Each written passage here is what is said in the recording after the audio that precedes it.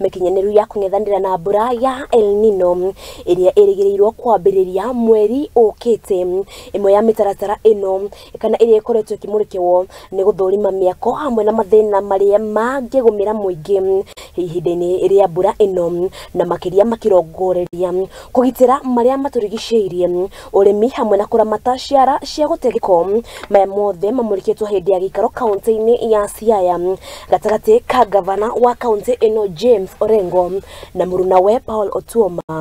Kaunti-ini muruna ya kaunti ya Bungoma Paul Otuoma muthenya wa ira.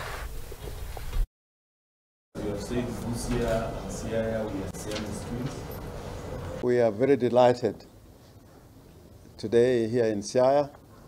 We had a special guest, and no other than our neighbor, the governor of the county of Busia, who we have worked with for a long time in public life, and at a personal level is also my friend.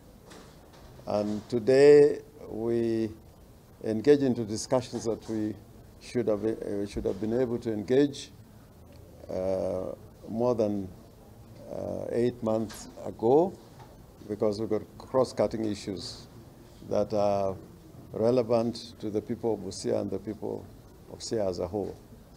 And in that regard, today we discussed a series of issues. One of them was the question of the oncoming El-Nino, disaster preparedness as neighboring county. My elder brother, His Excellency James Orengo, has said, Siaya and Busia, we share a lot in common. And today we have come here to make sure that matters that affect the two counties we address jointly. And one of them is what you have heard about the Yala Swamp.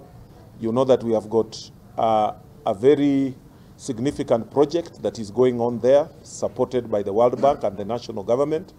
And there has been delay. This project should have come to an end in the end of this month, September, but it has been extended to next year.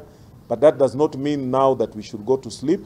We want to make sure that we do that is required for that project to start helping.